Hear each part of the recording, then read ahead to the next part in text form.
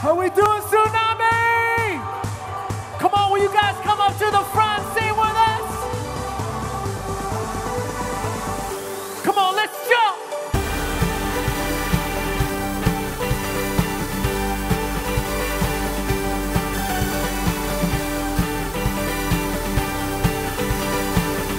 Come on, everybody sing with me, come on. This is no performance, Lord, I pray it's worship. Empty words I can't afford. I'm not chasing feelings, that's not why I'm singing. You're the reason for my song. I only wanna sing, and I only wanna sing. If I sing with everything, if I sing for you, my King, and oh, I can't imagine why I would do this all for high, 'cause it's all to lift you high.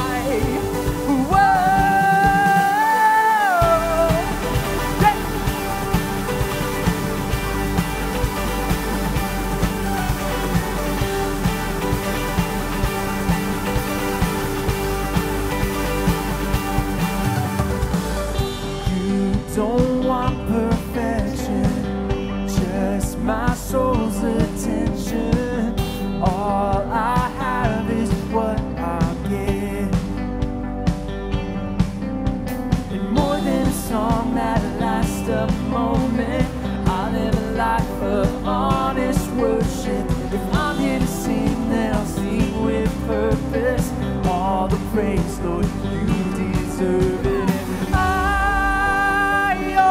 Wanna sing, if I sing with everything, if I sing for you, my King, and oh, I can't imagine why I would do this all for high, 'cause it's all to lift you high.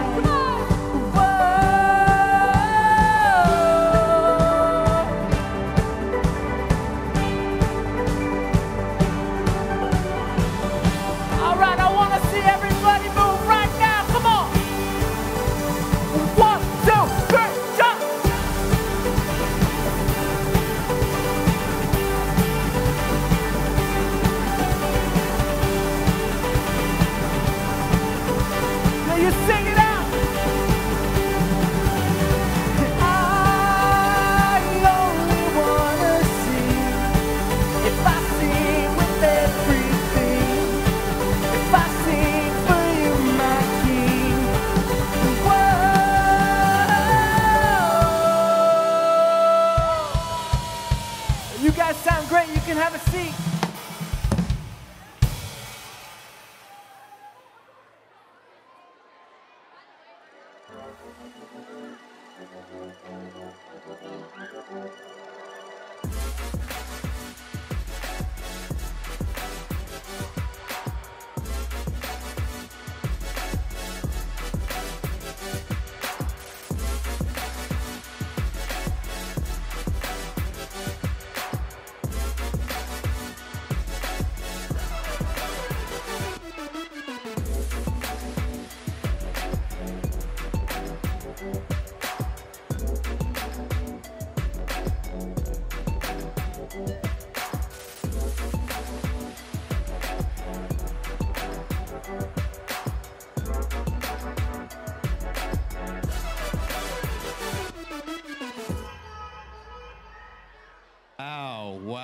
Wow.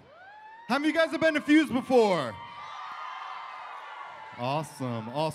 What's up, guys? Welcome to Tsunami. I'm Taylor. I'm the Tsunami coordinator, and this is Kevin Martin. What's happening? Kevin. Let's give Kevin a big round of applause. Yes, awesome. Kevin, what do you do here at Tsunami? So I hang out with a bunch of 6th grade boys. Sixth Any grade of those boys? guys in the house? Any of my 6th grade boys? Let's go. Right there. Pretty awesome. Pretty Yeah. cool. Guys, we're really excited to announce to you this last Sunday, our Fuse Camp signups went live.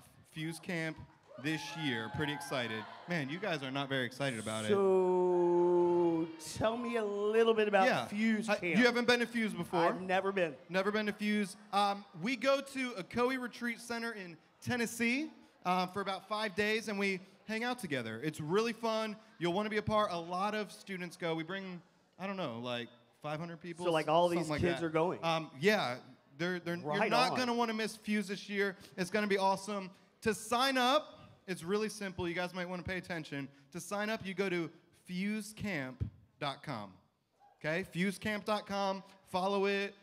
Right now, you can lock in the cheapest price for Fuse, and it's only a $100 deposit to save that price.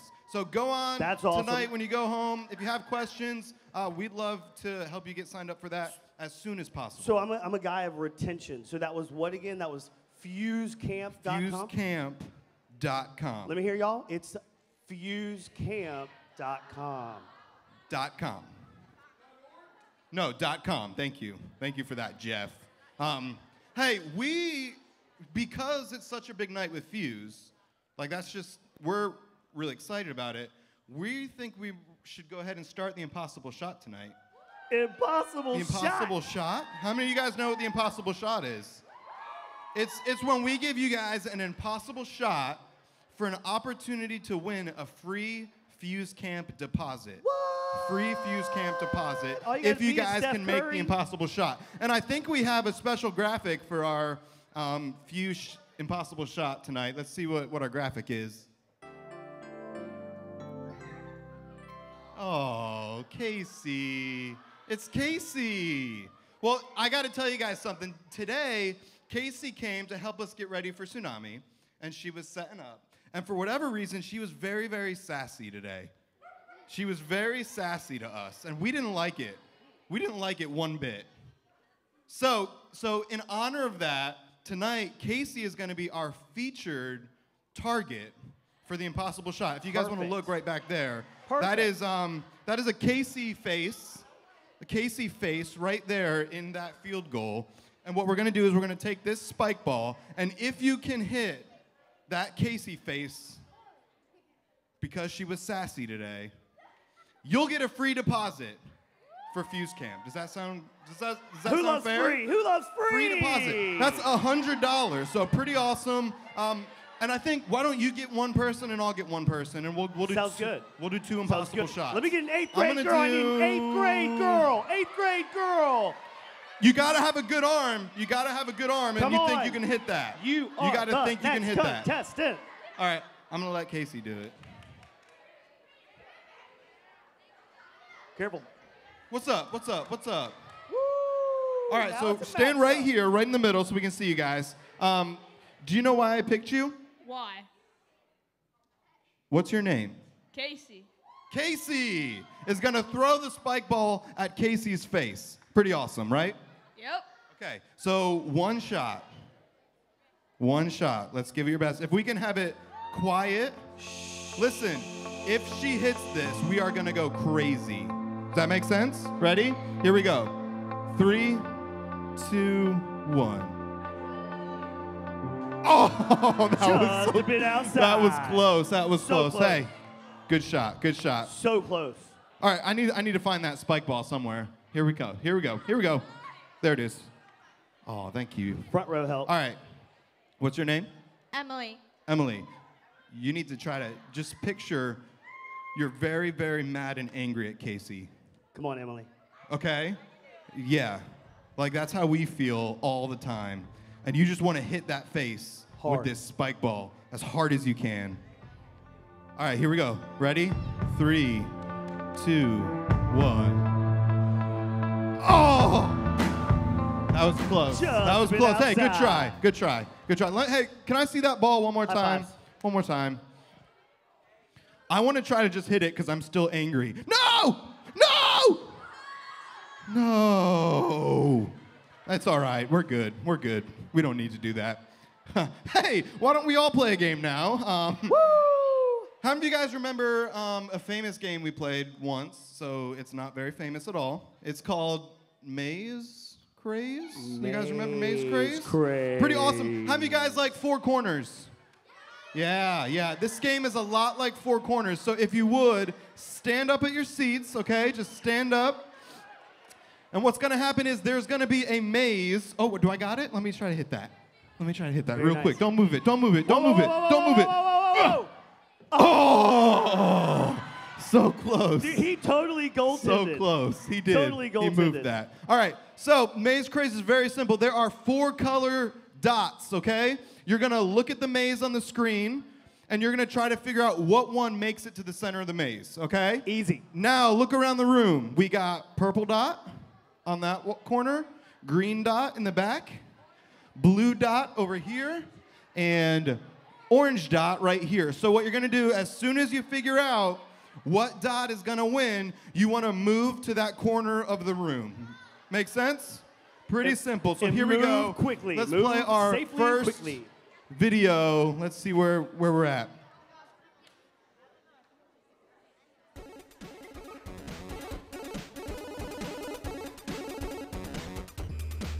These might start pretty simple.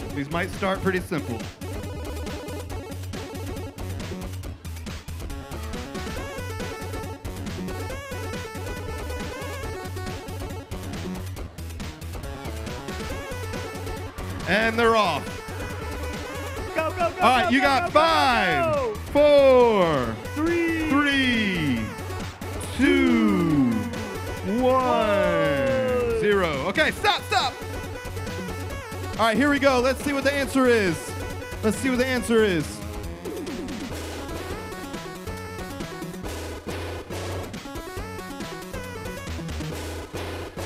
Right there. No, that doesn't count. Very nice. Blue wins. If you Very were in blue, nice. you're still in. Hey, if you weren't in the blue corner, you guys got to get a seat because you guys have been eliminated from the game. Let's go. Maze 2. Here we go.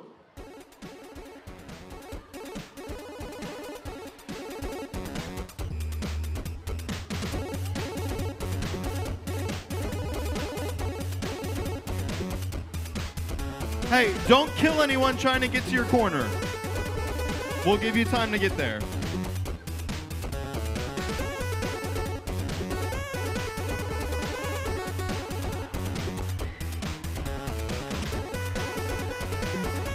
Don't kill anyone. Walk.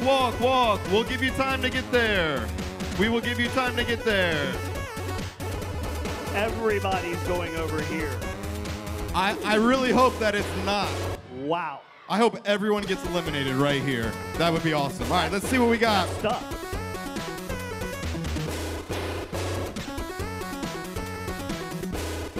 Looks like it was the purple dot. Purple Very dot nice, wins. very nice, Pretty very awesome. nice. All right, I think it only gets harder from here. Here we go. In action.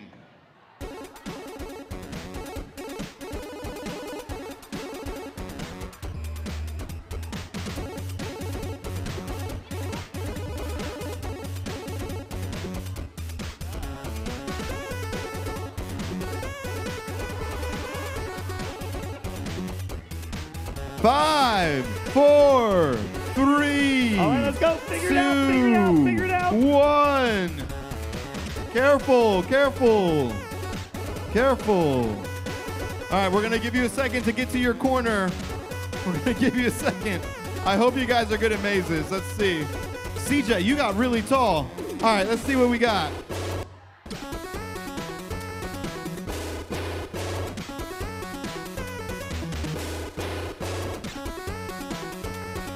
Looks like it's green. Man, you guys are good at this. You guys are pretty good. Here we go. We're going to keep going. Let's go another maze. Guys, I'm just going to be my ringtone. You just can't get tired of this. This is my favorite song now. All right, Wilson. Here we go. Here we go.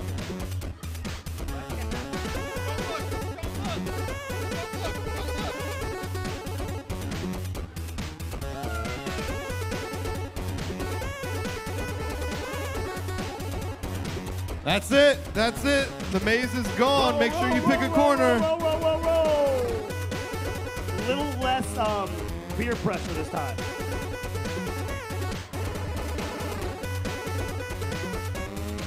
All right, let's see what the answer is. Here we go. What corner are you guys in? Orange?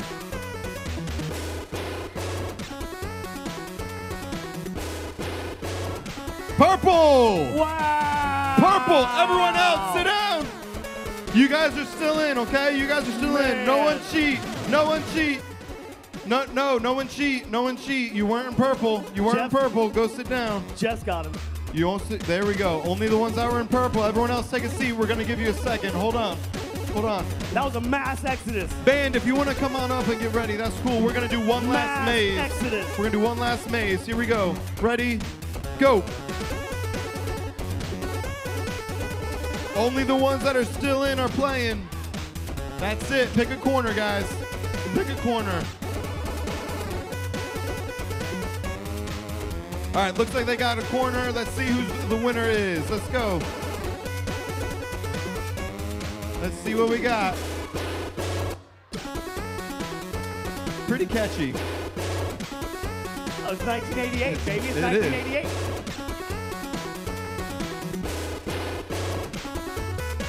Oh, blue. Where's my blue? Right there in the UNCW shirt and in the gray sweatshirt. You guys win. Hey, meet me afterwards tonight. You guys are going to get a prize. Hey, we're going to take a second. We're going to transition now. I know it's fun to play some games, but we want to give you guys a chance to worship together and sing, which is just a chance for us to reflect on who God is in our life and what he means to us. So if you guys want to stand up and come up front.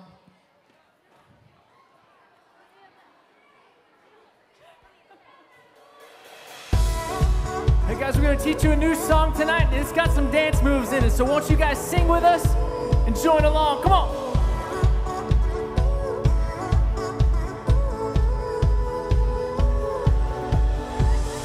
All my life I was searching for the truth, an endless chase for the fountain of my youth. All I found at the end of my pursuit, there's no match for the life I found in you. Filled with your love, found in your truth, I am forever young in you. You are my hope, my fountain of youth. Jesus, my future's found in you. Jesus, my future's found in you. So Jesus, my future's found in you. Come on!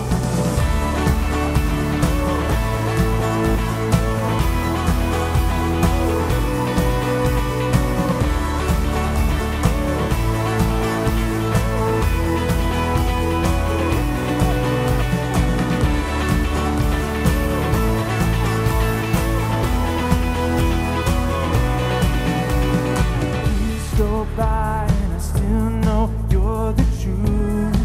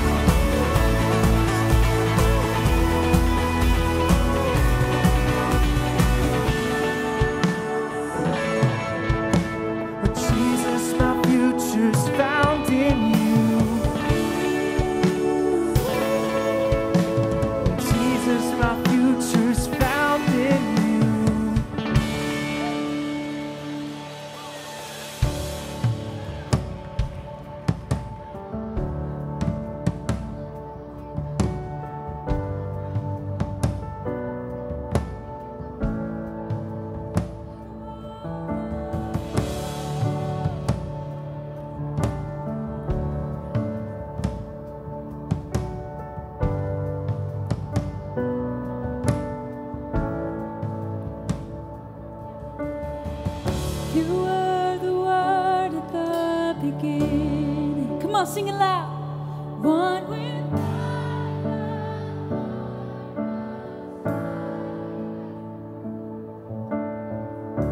your hidden glory in creation, now revealed in you are Christ. Come on, what a beautiful name it is. You sing.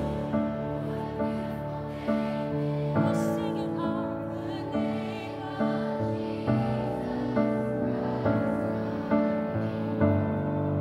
what a beautiful name.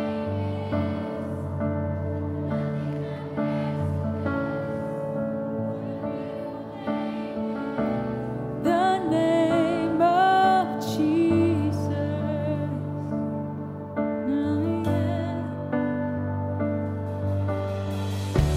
You didn't want heaven without us, so Jesus, you brought heaven down.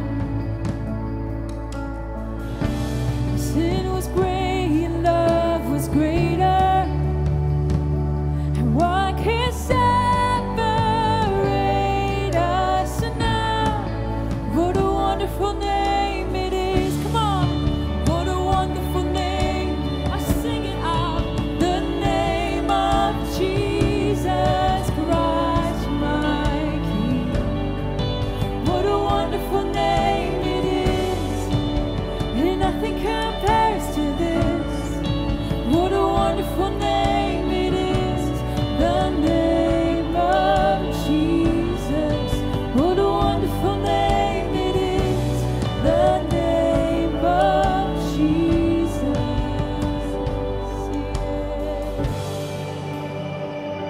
We love your name. Oh,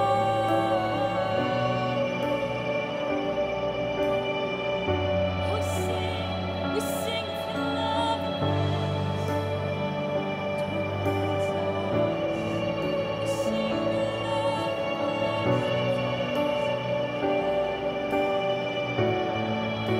and death could not hold you. Come on, the veil tore, silence the boast of sin.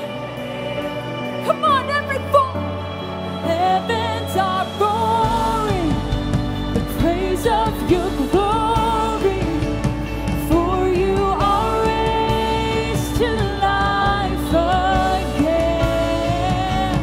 You have no rival, you have no equal, and now and forever, God, you reign. Yours is the kingdom, yours is the glory, yours is the name above all names. What a powerful name it is, what a powerful name it is, the name of Jesus Christ, my King. What a powerful name it is, and nothing can stand against. What a powerful name it is, the name of Jesus. So you have no rival. Come on. You have now and forever, God, yours is the kingdom, yours is the glory, yours is the name above all names. What a powerful name it is, what a powerful name it is, the name of Jesus Christ, my King. What a powerful name it is, and nothing can stand against. What a powerful name it is, the name of Jesus. Oh, you have no rival, you have no equal,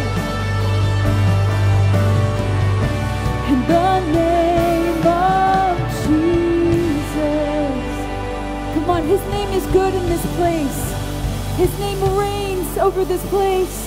He is good. He is a good God, Father, for us. Would you pray with me? Jesus, we thank you for your love. We thank you that we are accepted by you.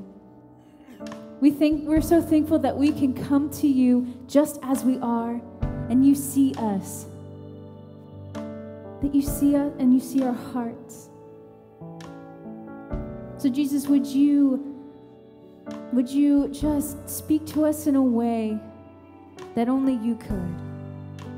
Would you tear down the walls in our hearts so that we can be able to see you more clearly and hear you better? Jesus, we love you, and we pray that our lives would be forever changed by you, each and every day. In the name of Jesus, we all pray. Amen. Thank you guys for singing with us. You sounded fantastic. You can have a seat.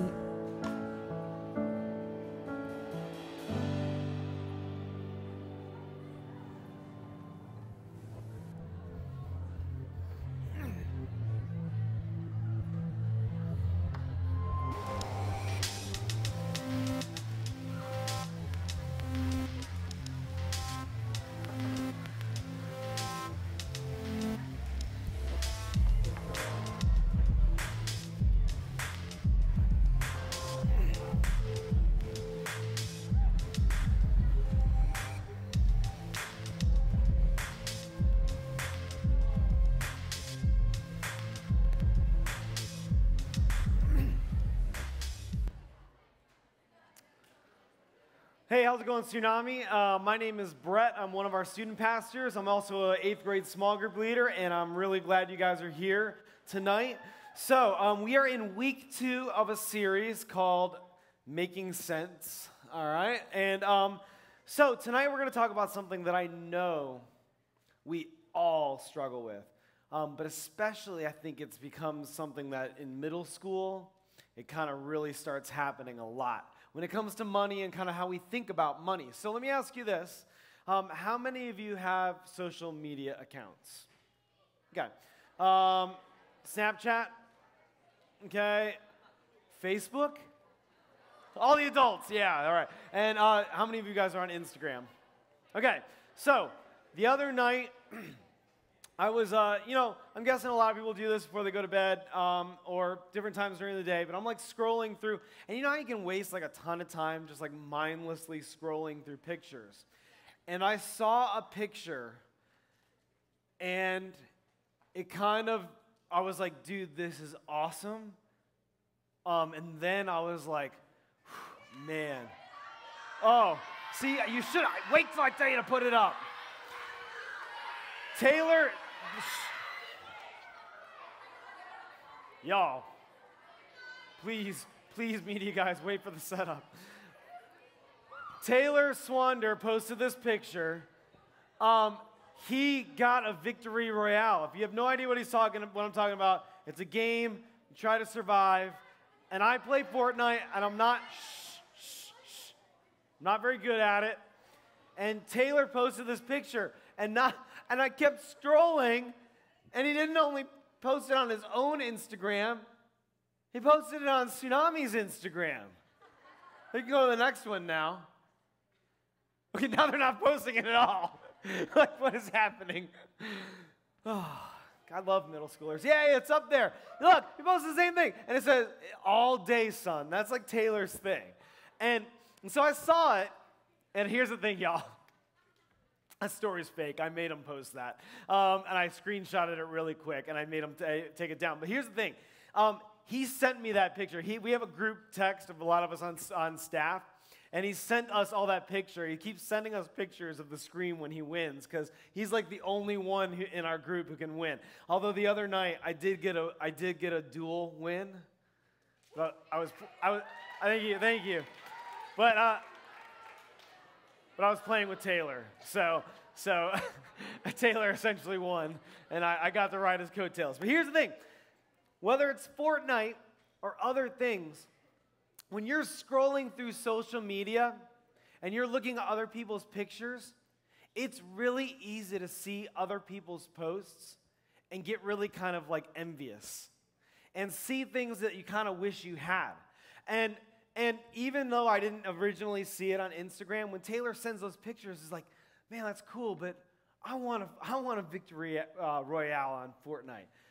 And maybe for you it's not that, but sometimes we see things that someone else has and it makes us focus on the fact that we don't have it. Sometimes we see the things that people post and instead of focusing on what they have, it makes us want what they have or focus on the fact that we don't have what it is they want. And here's what you need to know, and I think some of you guys have figured this out. Social media isn't real life, okay? Social media is kind of like a highlight reel. Unless somebody is posting like a serial poster and they post all the time, most people don't post real life. They post the highlights of their life. But even though most of us kind of realize that people are just kind of posting like the best parts of their life, it still makes us sometimes wish that we had what other people have. When we're scrolling through social media, sometimes it's just simply a reminder of things that we're missing, a reminder of what we don't have. Maybe for you, it's material possessions. Like you see somebody posting about new shoes or a new phone or certain type of electronics, or maybe people are posting about an Xbox and Fortnite and you wish you had that. And it's just a reminder of what you don't have. Maybe for you, it's relationships. You're scrolling through and you see people's relationships. Maybe it's a friendship that they have with somebody and you wish you had a best friend like that. Or maybe it's a dating relationship and you're like, man, I wish I had a boyfriend, or I wish I had a girlfriend. Or maybe it's not even peer relationships. Like maybe you see somebody posting about something awesome they get to do with their family and you're like, man, I wish my family had relationships with that. And it's just a reminder of maybe something you don't have. Maybe it's simply just money. And you see posts and it makes you think if we just had as much as they did, we could do or buy all the cool things that they do. No matter what you're feeling, no matter what you feel like you're missing, it's hard not to notice all the things we don't have. And it doesn't just have to happen on social media. You go to school, you go to soccer practice, you go to hang out at the Point or at Mayfair, and you see it's really easy to see what other people have, and sometimes it's just a reminder of what it is that you don't have. But it doesn't stop there. Sometimes we obsess about things or think about them over and over again, and then something eventually shifts in our minds. So sometimes we can see it, and it's like, oh man, I wish I had that, and we let it go. Sometimes, though, it becomes an obsession. And we keep thinking over and over again about what it was we saw and what it was we wish we had, and something then switches in our minds. A shift begins to happen inside of our brains. That we stop just thinking we want things we don't have, and start thinking we deserve them instead. That's a little bit of a subtle thing. Instead of just stopping and thinking about the things we don't have, we start thinking, well, I deserve, or not just I want that, it goes to, I deserve that. Basically, that's what people mean when they use the word entitlement. Entitlement. That's what we're talking about tonight. This idea of what does it mean to be entitled, or to feel feelings of entitlement. Entitlement is that shift that happens between want and deserve. I would venture to say that any time your mind goes from I want that to I deserve that, or I should have that, or it's not fair they have it, I should have it too. Anytime your brain goes from want to deserve, you have slipped into entitled. And entitlement. And entitlement essentially just means that I should have that. I deserve it. I'm entitled to that thing that I feel like I should have. Entitlement is that shift that happens in your brain where your brain starts thinking, it's not fair. I should get to go on awesome vacations like that too. Or when your brain starts thinking, if he doesn't work nearly as hard as I do, I should be a starter on the team like he is. Or I do stuff around the house, I deserve a bigger allowance than I get. There's a big difference between simply wanting things we don't have and actually believing those things are owed to us. And when that shift happens, we're becoming entitled.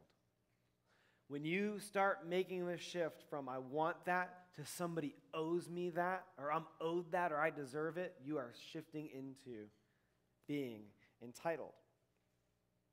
Here's why it's a big problem. This is why it's a bigger problem. When we start with believing we're entitled to things we don't have, it makes it more difficult to see the things we do have. That's probably the biggest danger with entitlement, is when you start slipping so much into thinking about all the things you don't have, what you begin to start missing out on is all the things you actually do have. And that can be a really miserable way to live.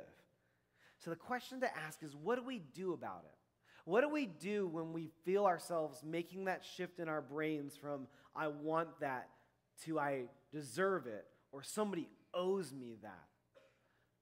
What do we do when we start missing out on the things that we have right in front of us because we're only worried about what we see that we don't have?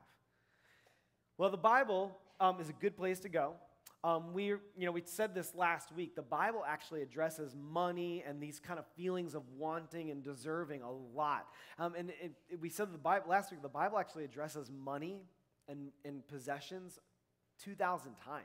I mean, over 2,000 times. It really feels like God, I think, really wanted us to understand the power of money and things and what they could do inside of our hearts. So let me kind of set up what this passage is about. It comes from a book called Hebrews. And what you need to understand about the people that this book was written to is that the people that were the subject of the book of Hebrews grew up believing that they were God's special people, because they were. They were Jewish Christians. They were people that had come to accept Jesus as their Savior, but they grew up in a Jewish culture that was very different than what Jesus taught.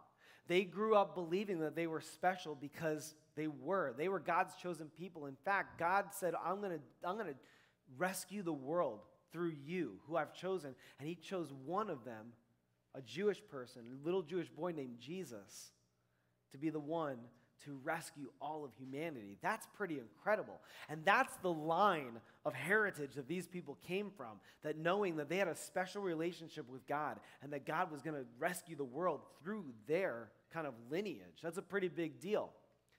But as you can imagine, Jesus coming and dying and raising from the dead changed a lot of things. And these were people who were kind of used to traditions and laws and rules and following things that they thought were going to give them a relationship with God. And so they were having a hard time understanding, what does it really mean to live like Jesus? To let Jesus be the reason we have a relationship with God and not following all the rules. So the writer of the book of Hebrews said, I'm going to write you guys a letter to help you understand what does it look like to really live like Jesus, because I see you're having a hard time. And at the end of the book, he starts addressing some of these things about how to live the way that Jesus called us to live. And he writes this. This is from a paraphrase called The Message, and it says this, Hebrews 13:5. Don't be obsessed with getting more material things. Be relaxed about what you have. And the writer of this book, in trying to help them understand, this is how Jesus lives, this is how Jesus is calling us to live, is saying, look, you got to pay attention. Don't be obsessed and worried about material things. Don't think all the time about material stuff, but be relaxed about what you have. Don't pay as much attention to what you don't have. Chill and remember what it is that you have already. Why was it that the writer wrote this and put this in the letter? I think what he realized is that entitlement is an ugly little feeling that can sneak up on us. Like if we're not paying really close attention, entitlement just sneaks up on us and we don't even realize it half the time until we find out long down the road, wow, I'm acting really like a brat and someone who's entitled to something that really I don't necessarily deserve. So I think that's one of the reasons the writer wrote this, but I think he wrote this because Jesus came to bring a new and better way of living. And the writer didn't want them to miss out on it by focusing on what they didn't have.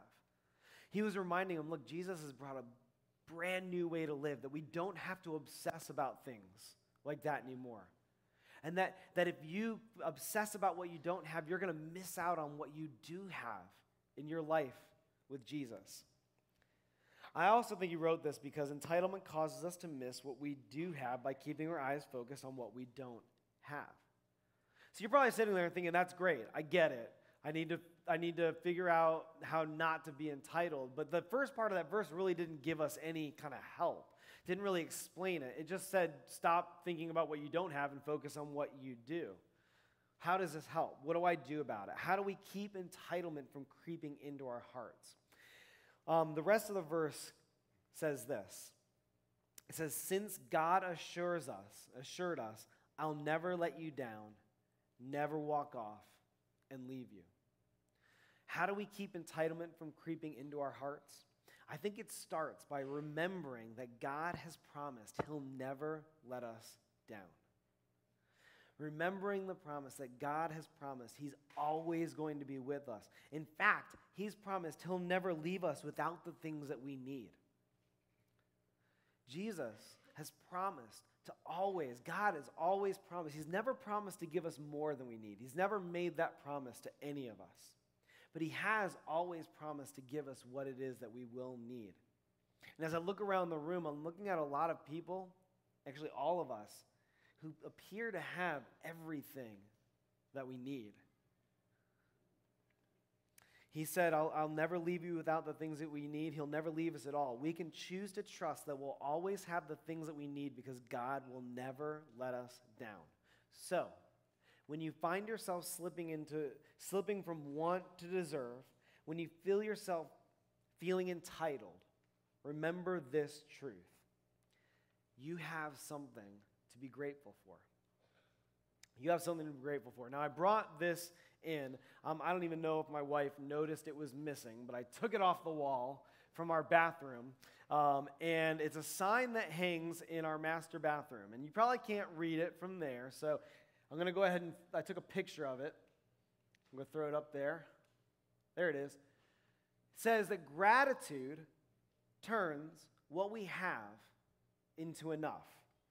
And I'll tell you what, I need that reminder every single day. Gratitude, which is what I think is the cure to entitlement, remembering that you have something to be grateful for, gratitude turns what you have into enough. I think it just helps you realize that what you have really is enough. And then we need to be grateful for it. And guys, just so you know, this is not just a middle school problem. I have this hanging up in my bathroom because my wife buys cool-looking things and hangs it up. But I'm glad it's up there because I need to be reminded of that every single day because it's so easy for my heart, for entitlement to slip in to my thoughts. Well, I've been working at a church for 15 years, and that person's only been working at a church for 3 years, and his ministry is doing X, Y, and Z, and well, why can't ours be like that? Well, I deserve that. I put all this hard work in. Just recently, I have made a $50 purchase personally so I don't make another terrible purchase. I would love to have a truck. And when you obsess about wanting to have a truck, every car on the road you see becomes a truck. I drive a 2004 Toyota Corolla. So in order to keep me from doing a stupid thing like buying a truck when I have a car that's paid for, I paid $50 on Amazon to get new speakers for my car so it sounds better. And all that was an effort, and I haven't even put them in yet because it's going to take more effort than I thought it was going to. But listen, I deal with this stuff too because it's real easy for me to forget that I've got a perfectly functioning Toyota Corolla that gets me to work back and forth every single day with really low gas mileage and be totally distracted on the road by all the trucks that I don't have. Just drive down Market Street. You will see plenty of cars you don't own. So this is not just a middle school problem, but I think it's a problem that starts to develop and become a little bit stronger in middle school. Why? Because your brains are starting to expand, and you're having thinking capabilities that you never had in middle school. And you can start thinking outside of yourself, and you start seeing, and you're able to make comparisons, and you're able to have deep, complex thoughts that you never had before. And entitlement is a pretty deep thought. And I think that's why it can really start taking hold and taking root. Like we said this last week, you need to figure out what you think about money and how you handle money as a middle schooler, because you're setting up patterns for how you're going to handle it when you're an adult. And the same is true for your thinking when it comes to entitlement and what you have versus what you don't. You start thinking heavily with an entitlement mindset as a middle schooler, it's going to be something that's really hard to shake as an adult. So how do we combat this? We start thinking, what is it that I have to be grateful for? This is not just a middle school issue. I need to be reminded to have gratitude. So what do? First of all, you have to recognize the entitlement in your life. You need to catch thoughts that come into your mind that you deserve something someone else has. You start battling this by simply recognizing, ooh, that's definitely me going from I want that truck to I deserve that truck. I want that Victor Real to I deserve that. That's a terrible illustration. But when you start catching that, your mind slipping from want to deserve, you got to stop and identify that as an entitlement thought, and I don't need to dwell on that. So first step is to recognize entitlement in your life. Recognize that sometimes you feel like you're owed things in life. And then the second thing you can do is this. Ask the question, do I just want this, or do I think I deserve it? It's a question you could be asking when you're scrolling and you start feeling like you want something. You have to ask yourself, or you're in a store and you're thinking, I could have that. Do I just want this, or do I feel like I deserve it? When I'm jealous of other people, do I think I want it, or do I want to deserve it? And when you start slipping into deserve, you know you're into entitlement. The challenge I have for you guys this week, try it for a week. I think I'm going to do this for myself, because I know this is something I can struggle with from time to time. What if you, every night between now and next Wednesday, made a list before you went to bed and wrote it down of 5 things you're grateful for? And it can be anything. You can be grateful for clean water. You can be grateful for pizza. You can be grateful for an Xbox. You can be grateful that you got a C instead of the D you deserve. You can be, there are lots of things at the end of the day to be grateful for, like a bed to sleep in, like a roof over your head, like a full stomach, like a bathroom that you don't have to go outside to use. There are lots of things that you can be grateful for. And I think if you begin to have that habit of recognizing every single day the things that you have already to be grateful for, it's going to totally fight that urge to slide from want to deserve into entitlement. Let's pray, guys.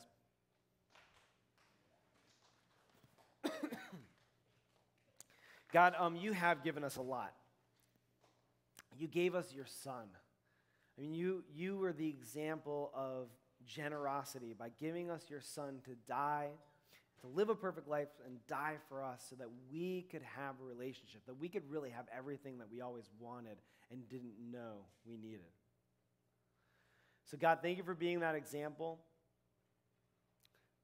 to us of generosity. And I pray that we'll begin to recognize patterns in our hearts, patterns in our minds that have gone, led us to feeling entitled or to deserving certain things, and that we'll be able to recognize those thoughts, capture them, and call them what they are. Call it entitlement. And then God, I pray that you'll give us eyes to see the things that we already have, that we simply need to be grateful for. God, you don't owe us anything. You don't owe us anything, but you've given us everything in your Son, and you've given us so much. And I pray that we'll begin to take steps towards being grateful for those things and away from the typical teenage and human attitude of entitlement. And I pray this all in your name. Amen. Hey guys, thank you so much for your attention tonight. If you don't know where to go for small group, please head out into the lobby and our staff will let you know where to go. Have a great week. See you next week. But everything changed when you called it your home. Now I'm a kingdom. You sit on the throne. Broke my defense.